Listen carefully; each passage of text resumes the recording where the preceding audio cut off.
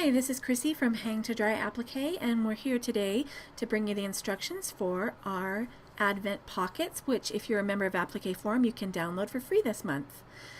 To start with, your machine is going to give you a black placement line, and of course you'll layer your fabric over that and it'll be tacked down with a white stitch. Then you'll want to go ahead and trim the excess fabric from the perimeter of your pocket. Your machine will then give you a black placement stitch to outline where you're going to want to place the fabric that you're going to use for the number on your pocket. And then the white will come back through and we'll go ahead and tack down the fabric that you chose to use for that number. And then again, you'll want to trim the excess fabric right up to your stitching line. At this point, your machine is going to finish the number on your pocket with a decorative vintage stitch, and you'll want to go ahead and change the color of the stitching here to reflect the color of the fabric that you've chosen to use. You can tell we went ahead and changed ours to an olive green because that's what we were going to use. Then your machine is going to stitch what looks like an elongated buttonhole at the very top of your pocket, and what this does is it acts as the opening for the pocket so that you can go ahead and slip some small trinkets or treats inside each pocket.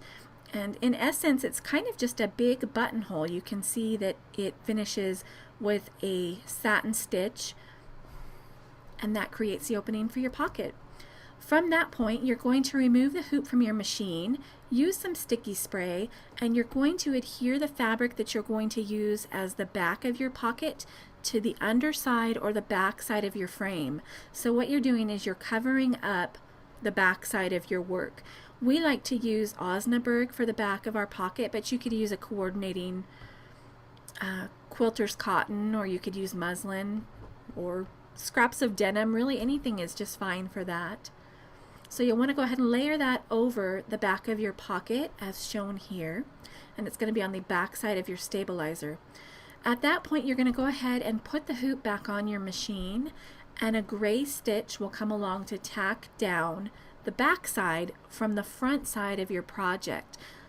You're going to want to take your hoop off of the machine, flip it over, and trim the excess fabric again from the back side of your pocket. At that point, you'll want to put the hoop back on the machine, and from the front side, the pattern is going to give you two optional buttonholes. If you're going to want to be stringing your pockets together as we've done in our sample, you'll need the buttonholes because that's actually how you thread some fabric strips through each of those buttonholes to connect each of these pockets to each other. You can skip this step if you've decided to use your pockets for something other than an Advent garland. From that point, the machine will come back through and provide a satin stitching that will act as the finishing edge to your pocket. You'll want to choose a thread that coordinates with whatever fabric you've chosen. We chose to do ours in some of our vintage linens, and so you'll see when you see our sample that most of what we've used is cream or beige or tan or an off-white color, but don't let that limit you. You can certainly do this in your choice of fabrics that's going to match your particular purpose or your design scheme that you have for the holidays. And from this point, once that's done, you're going to take your hoop off of the machine, and because we've used a tearaway stabilizer, you're going to be able to just pop that pocket right off of the stabilizer. And at that point, what you would want to do is go ahead and trim up or clean up any loose edges or any little bits, little fibers of stabilizer that you might have left over. And from there, you're going to carefully trim open your pocket. And in order to do that, you're going to want to cut a slit through the top layer of your fabric, the top layer of your pocket, and the stabilizer. So you're going to want to really feel with your scissors here to find that distinct edge between the two. You can see here how we have not cut open the back side of this pocket, and that's what creates the pocket. You're going to peel it back to expose that back panel, and then again from there you're going to want to trim up any hanging threads or bits of stabilizer clear back to the satin stitching. Once that's done, you'll want to go ahead and connect all of your pockets together.